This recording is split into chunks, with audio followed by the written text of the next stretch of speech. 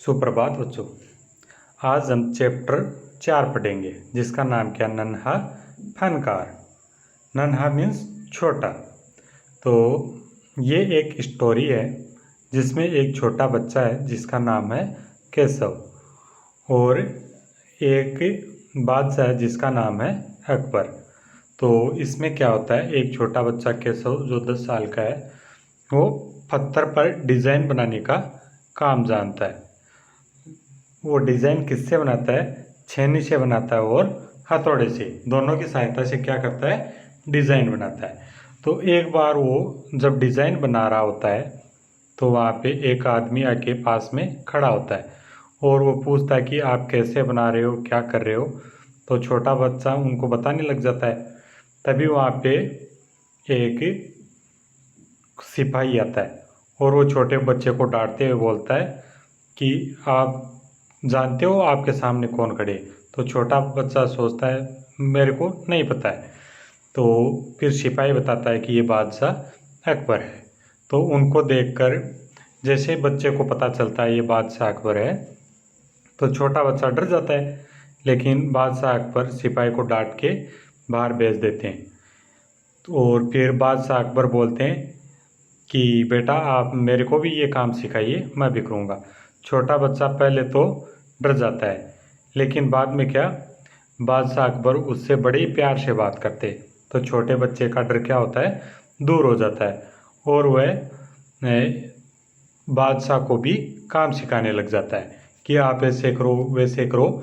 जब वह सिखा रहा होता है तो बादशाह क्या करते हैं, पत्थर पे जोर से मार देते हैं तो वहाँ पे गड्ढा बहुत ज़्यादा हो जाता है। तो छोटा बच्चा उनको कहता भी है नहीं आपने ये गलत किया है। तो इस प्रकार एक छोटा बच्चा बादशाह को काम सिखाता है। ये एक बड़ी इंटरेस्टिंग स्टोरी है। तो चलो अब हम स्टार्ट करते हैं। तो चैप्टर का नाम हमने देख लिया है। चैप्टर का नाम क्या है, नन्हा फनकार। तो चलो स्टार्ट करते हैं। वह लड़का एक चौकोर लाल पत्थर के पास बैठ गया। उसने जल्दी जल्दी कोई प्रार्थना बुदबुदाई और छेनी हथौड़ा उठाकर अपने काम में जुट गया। छेनी और हथौड़ा उठाकर क्या करने लग गया, अपने काम में जुट गया। अब क्या काम है चलो देखते हैं। कुछ दिन पहले ही उसने इस पत्थर पर घंटियों की कतारें और कड़ियाँ उकेरना शुरू किया था। लड़के ने एक अधबनी अधूरी घंटी पर छेनी की नोक टिकाई और सावधानीपूर्वक हथौड़े से घंटी पर नक्काशी करने में जुट गया। अब देखिए यहाँ पे कुछ शब्द आइए, कड़ियाँ उकेरना। उकेरना मीन्स कड़ियाँ बना रहा था वो। और आगे क्या है, अधबनी। अधबनी मीन्स जो आधी बनी है, अभी तक पूरी नहीं हुई। चलो आगे देखते हैं। हथौड़े के वार से पत्थर पर जो कटाव उभरता उससे पत्थर की किरचे तिरछा जाती और वह आंखें सिकोड़ लेता। साथ साथ धीमी आवाज़ में वह कुछ गुनगुनाने भी लगता। उसके चारों ओर संगतरास भी अपने अपने काम में डूबे हुए थे। छोटा बच्चा क्या करता था, जैसे छेनी को तिरछी करके उस पर हथौड़े से वार करता और पत्थर पर कुछ बनाता तो वह अपनी आंखें सिकोड़ लेता। क्यों? क्योंकि छोटा पत्थर उछल कर उसकी आंख में लग सकता है ना बेटा, इसलिए वो अपनी आंखों को बंद कर लेता, सिकोड़ लेता। साथ साथ क्या करता, धीमी धीमी आवाज़ में गुनगुना भी लगता। और उसके चारों तरफ संगतरास। संगतरास मीन्स जो उसके समान ही काम करने वाले उसके साथी, वो भी अपने अपने काम में डूबे हुए थे। अब देखते हैं आगे। केशव 10 साल का था और अभी अपना काम सीख ही रहा था। पिता के एक बार करके दिखा देने पर वह सीधी लकीरों वाली और घुमावदार डिजाइन उकेर सकता था। ये किसकी बात हो रही है यहाँ पे, केशव नाम के एक छोटे बच्चे की, जो कितने साल का है, 10 साल का। वह अपने पिताजी से अभी काम सीख ही रहा था। वह यदि किसी भी काम को एक बार देख लेता कि पिताजी किस तरह काम कर रहे तो वो भी उस तरह से कर सकता था। सीधी लकीरें और घुमावदार डिजाइन वो उकेर सकता था। अब तक उसने नक्काशी का जो भी काम किया था उनमें से इन घंटियों को बनाना ही सबसे ज़्यादा मुश्किल था। केशव जानता था कि एक दिन तो ऐसा ज़रूर आएगा जब वह बहुत बारीक जालियाँ, महीन नफीस बेल बूटे, कमल के फूल, लहराते हुए सांप और इठलाकर चलते हुए घोड़े ये सब पत्थर पर उकेर पाएगा। अच्छा बच्चों, छोटा बच्चा क्या करता था? छोटा बच्चा अपने पिताजी से सीख रहा था। वो कितना काम सीख गया था, जैसे सीधी लकीर बनाना पत्थर पे या घुमावदार डिज़ाइन, ये तो सब वो कर सकता था। लेकिन आज सबसे ज़्यादा मुश्किल काम उसको कौन सा लगा? पत्थर पर घंटियाँ बनाना। ये सबसे ज़्यादा मुश्किल लगा। लेकिन वो क्या जानता था, केशव क्या जानता था कि एक दिन तो ज़रूर आएगा जब वह बहुत बारीक जाली भी बना सकेगा, बेल बूटे, कमल के फूल, ये सब किस पे बना सकेगा? पत्थर पे। ठीक उसी तरह जैसे उसके पिता बनाते हैं। किस तरह? जैसे उसके पिताजी बनाते हैं ना पत्थर पे, उसी तरह वह भी बना पाएगा। कई साल पहले जब वह पैदा भी नहीं हुआ था, उसके माता पिता गुजरात से आगरा आकर बस गए थे। बादशाह अकबर उस वक्त आगरे का किला बनवा रहे थे और केशव के पिता को यही काम मिल गया। देखिए, कई साल पहले की बात है जब उसके माता पिता गुजरात से कहाँ पे आकर बस गए थे? आगरा। और बादशाह अकबर उस वक्त आगरे का किला बनवा रहे थे। केशव के पिता को यहीं पे काम भी मिल गया। अब देखिए, ये कौन है? केशव, छोटा बच्चा, जो हाथ में ऊपर क्या उठा रखा है? हथौड़ा, और दूसरे हाथ में ये क्या है? छैनी, और पत्थर पे ये डिज़ाइन बना रहा है ना बेटा। हाँ, चलो आगे पढ़ते हैं। केशव का जन्म भी आगरे में ही हुआ था। उसे गुजरात के पुश्तैनी गांव जाने का तो कभी मौका ही नहीं मिला। आगरे की गलियां और अब सीकरी, बस यही उसका घर था। केशव का जन्म कहाँ पे हुआ था? आगरा में। और उसे उसका पुश्तैनी गांव कौन सा था? गुजरात। पुश्तैनी किसको बोलते हैं बेटा? जहाँ पे हमारे दादा दादी या उनके भी माता पिता रहते थे, वो अपना कौन सा गांव होता है? पुश्तैनी गांव। तो आगरा में क्या बन रहा था? किला बन रहा था। किला जानते हो ना बेटा, जो पहाड़ों पर बनाया जाता है ना, देखो इस प्रकार का किला। तो ये किला बनाने का काम कहाँ पे चल रहा था? आगरा में। और वहीं पे केशव के पिताजी को काम मिल गया। चलो, तो अब देखते हैं आगे। चारों ओर हो रही छेनी हथौड़ों की ठक ठक खड़खड़ के बीच केशव को किसी के कदमों की आहट भी न सुनाई पड़ी। इसलिए अचानक कानों में एक आवाज़ पड़ने पर वह चौंक गया। माशाअल्लाह, यह घंटियाँ कितनी सुंदर है, तुमने खुद बनाई है? चलो देखिए, वहाँ पे क्या हो रहा था? चारों तरफ सब लोग अपने अपने कामों में लगे हुए थे। सब लोग छेनी हथौड़ा चला रहे थे, तो कहीं पे ठक ठक खड़खड़ की आवाज़ आ रही थी। तो इसी बीच कोई भी उधर से आ रहा था तो किसी के कदमों की आहट भी नहीं सुनाई दे रही थी। इसलिए अचानक कानों में एक आवाज़ पड़ने पर चौंक गया। कौन चौंक गया? केशव। क्या आवाज़ थी? माशाअल्लाह, ये घंटियाँ कितनी सुंदर है, तुमने खुद बनाई है? ये किसी ने उसको पूछा। किसको? केशव को। पीछे मुड़कर केशव ने आंखें उठाई तो उसे एक आदमी दिखा। बेशक मैंने ही ये घंटियाँ बनाई है, क्या मैं आपको पत्थरों पर नक्काशी करता नजर नहीं आ रहा है? देखते नहीं, मैं ही पत्थर को तराश रहा हूँ, केशव ने बड़ी तलखी से जवाब दिया। केशव ने पीछे मुड़कर क्या बोला? बेशक मैंने ही ये घंटियाँ बनाई है, मैं पत्थरों पर नक्काशी करता आपको नजर नहीं आ रहा हूँ, केशव ने पलटकर जवाब दिया। तो चलो देखते हैं आगे क्या हुआ। दिखता तो है, पर तुम इतने छोटे लगते हो ने, वह आदमी हंसते हुए बोला। मैं 10 साल का हूँ। उस आदमी ने क्या बोला उसको? दिखता तो है। क्या दिखता है? कि तुम पत्थर पर नक्काशी कर रहे हो, लेकिन तुम इतने छोटे हो इसलिए पूछ लिया। वह आदमी हंसते हुए बोला। तो केशव क्या बोलता है? मैं 10 साल का हूँ। 10? अच्छा। वह आदमी पास पड़े पत्थर पर बैठते हुए बोला। तब तो काफ़ी बड़े हो, मैंने भी 13 साल की उम्र में एक लड़ाई में हिस्सा लिया था, उस आदमी ने कहा। अब केशव उस आदमी को अच्छी तरह देख पा रहा था। उसकी उम्र रही होगी 30 के ऊपर, कद मंझोला था, वह सफ़ेद अंगरखा और पाजामा पहने हुए था। उसके लंबे लाल गहरे लाल रंग की पगड़ी में अच्छी तरह से ढके हुए थे। वो आदमी पत्थर पर बैठ गया और उस आदमी की उम्र कितनी लग रही थी? 30 साल से ऊपर लग रही थी। और कद भी मंझोला मीन्स न ज़्यादा लंबा न ज़्यादा छोटा। और उसने क्या पहना हुआ था? सफ़ेद अंगरखा और पायजामा और गहरे लाल रंग की पगड़ी पहनी हुई थी, जिसके अंदर उसके बाल ढके हुए थे। चलो आगे देखते हैं। लगता है कोई बहुत बड़ा आदमी है। केशव ने उस आदमी के गले में पड़ी बड़े बड़े मोतियों की माला और उंगलियों की अंगूठियों को देखते हुए सोचा।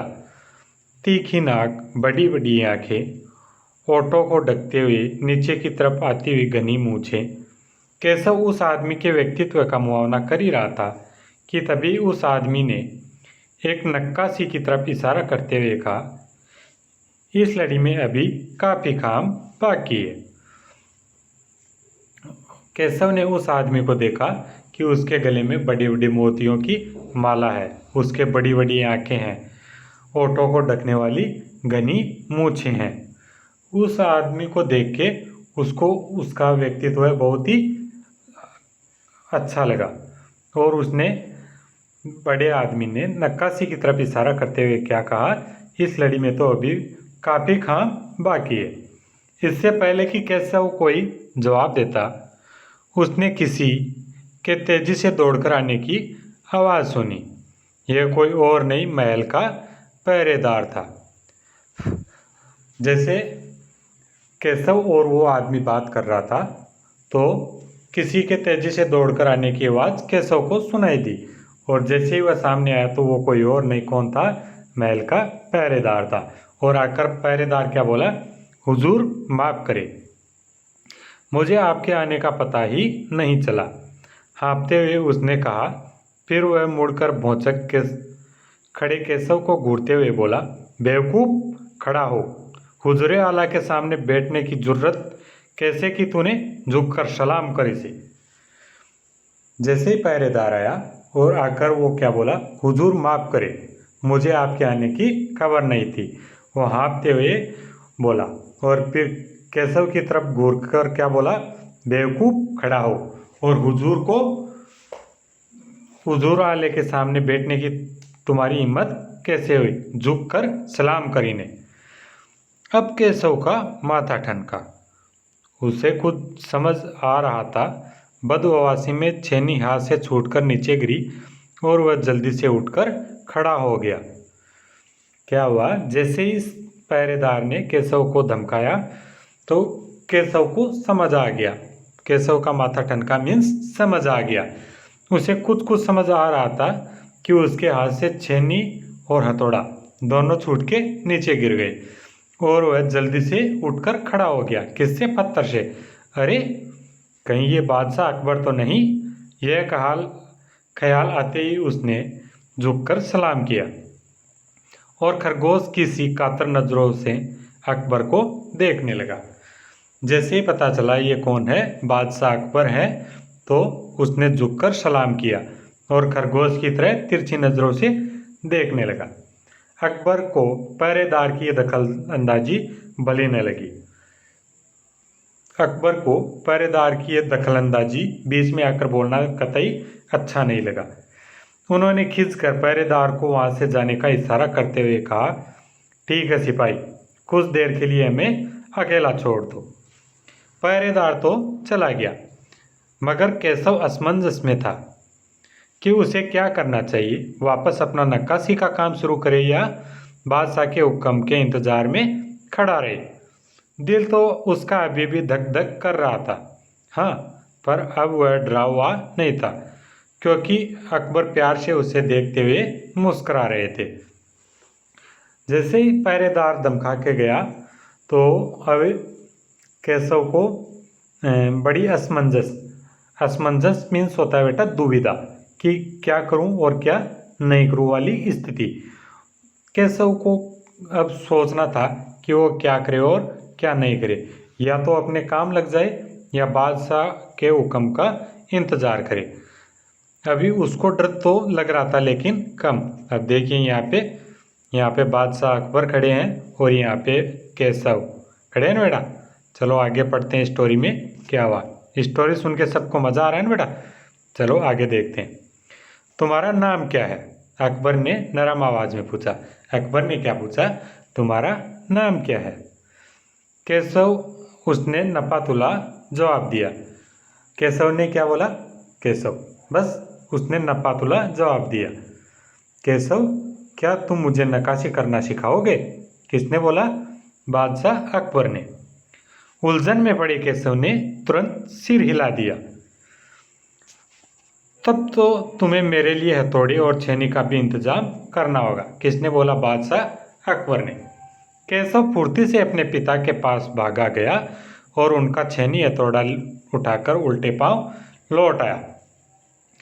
अकबर ने कहा था ना कि अब आपको मेरे लिए भी छेनी हथौड़ी का इंतजाम करना होगा, तो केशव अपने पिताजी के छेनी हथौड़ा उठाकर ले आया। दोस्ताना अंदाज में केशव के पास जमीन पर बैठ के और पास में पड़े पत्थर को खींचते हुए बोले, ठीक है, अब बताओ कि मुझे क्या करना है। दोस्ती वाले अंदाज में अकबर किसके पास बैठ के? केशव के पास, और पत्थर को खींचते हुए बोले, बताओ अब मेरे को क्या करना है। केशव ने संदेह भरी नजरों से अकबर की ओर देखा। हुजूर, क्या आप ये सब करेंगे? क्यों नहीं, मुझे तो विश्वास है कि मैं सीख लूँगा। नहीं नहीं, मेरा मतलब ये नहीं था। क्यों? केशव ने क्या बोला था कि हुजूर आप ये सब करेंगे? तो बादशाह अकबर ने बोला, क्यों नहीं, मुझे तो विश्वास है कि मैं सीख लूँगा। तो केशव को लगा कि हुजूर गलत समझ गए हैं। तो केशव क्या बोलता है, नहीं नहीं, मेरा मतलब ये नहीं था। केशव सकपका गया। दरअसल मैं कहना चाहता था कि आप इतने बड़े बादशाह हैं, ये ठीक नहीं लगता। केशव ने क्या बोला कि मेरा ये मतलब नहीं था, लेकिन आप इतने बड़े बादशाह हैं तो ये सब ठीक नहीं लगता। उसने कुछ अनमने भाव से कहा। अकबर हंसकर बोले, अच्छा, लेकिन पिछले हफ्ते तो मैंने मिट्टी से भरी डलियाँ ढोने में किसी की मदद की थी। क्या यह काम उससे भी ज़्यादा मुश्किल है? केशव अभी भी असमंजस की स्थिति में था। वह अकबर के पास बैठ गया और उन्हें छेनी का सही तरीका सिखाने लगा। फिर जैसे कि केशव के पिता ने उसे सिखाया था, उसने कोयले के टुकड़े से पत्थर पर लकीरें खींचकर एक आसान सा नमूना बनाया और गंभीरता से कहा, देखिए, सिर्फ इन्हीं लकीरों को बहुत ध्यान से तराशना है। अकबर ने पत्थर पर छेनी रखी और जोर से हथौड़े से वार किया, जिससे कटाव ज़्यादा गहरा हो गया। अब केशव क्या था यहाँ पे असमंजस में कि क्या करूँ और क्या नहीं करूँ। फिर केशव नॉर्मल हो गया और बादशाह अकबर के पास बैठ के उनको सिखाने लगा। जैसे केशव के पिताजी केशव को सिखाते थे ना कि कैसे काम करना है, तो केशव ने कोयले के टुकड़े से पत्थर पर लकीर खींच दी और एक आसान सा नमूना बनाया और बोला कि आप इसको बनाइए बहुत ध्यान से। लेकिन अकबर ने पत्थर पर छेनी रखी और जोर से हथौड़ा मारा, तो जिससे क्या हुआ, कटाव गहरा हो गया। तो देखते हैं आगे क्या हुआ। तो केशव क्या बोलता है, अरे अरे अरे, नहीं नहीं। केशव ने तुरंत गलती पकड़ी। हथौड़े को आहिस्ता से मारना है, ऐसे उसने करके दिखाया। और हाँ, अपनी आंखें थोड़ी मीच कर रखे, वरना किरणें उछकर आंखों में चली जाएगी। अकबर मुस्कुराए, जी हुजूर। केशव ने क्या करा, तुरंत गलती पकड़ी और क्या बोला, हथौड़े को आहिस्ता से मारना है। आहिस्ता मीन्स धीरे से। और उसने क्या वैसा करके दिखाया, धीरे से हथौड़ा मार के दिखाया। और क्या बोला, अपनी आंखें थोड़ी मीच के मीन्स थोड़ी बंद करके रखो। क्यों? क्योंकि पत्थर के जो छोटे टुकड़े, किरंचे किसको बोलते, पत्थर का छोटा टुकड़ा, वो उड़कर आँख में चला जाएगा। अब बादशाह अकबर मुस्कुराए और मुस्कुरा के क्या बोले, जी हुजूर। चलो आगे देखते हैं। जवाब में केशव भी मुस्कुरा उठा। वह लगभग भूल ही गया था कि उसके बगल में बैठा हुआ व्यक्ति हिंदुस्तान का बादशाह है। एक अनाड़ी से व्यस्त पर अपने काम की धाक जमाने में उसे मजा आ रहा था। वह बड़े ध्यान से देख रहा था कि अकबर किस तरह लकीरों को उकेर रहे हैं। बादशाह से जरा सी भी चूक हो जाने पर फौरन उसकी त्योरियां चढ़ जाती। अब केशव मुस्कुरा उठा था और वह लगभग भूल चुका था कि उसके पास में जो आदमी बैठा है वो कौन है, हिंदुस्तान का बादशाह। अब वह बड़े ध्यान से सिखा रहा था कि आपको ऐसे करना है, वैसे करना है। और बादशाह से जरा सी भी चूक होती थी तो वो क्या करता, उनको केशव की त्योरियां चढ़ जाती। काम करते करते अकबर पूछ बैठते, केशव सही नहीं है क्या? और केशव सिर हिलाकर अपनी असहमति जता देता। काम करते करते अकबर क्या पूछते, केशव सही नहीं है क्या? तो केशव क्या अपना सिर ना में हिलाता और क्या असहमति जता देता कि नहीं, ठीक नहीं है। अकबर इत्मीनान से बैठ गए और केशव को काम करता हुआ देखने लगे।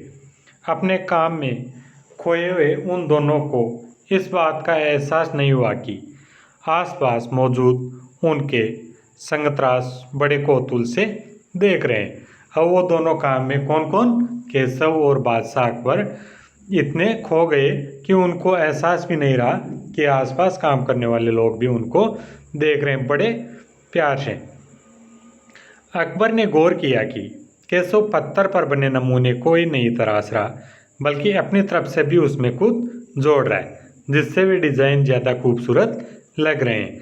बादशाह अकबर ने क्या देखा कि केशव न सिर्फ पत्थर पर बने नमूने बना रहा है, बल्कि अपनी तरफ से भी उनमें कुछ जोड़ रहा है, जिससे भी डिज़ाइन कुछ ज़्यादा ही खूबसूरत लग रहे हैं।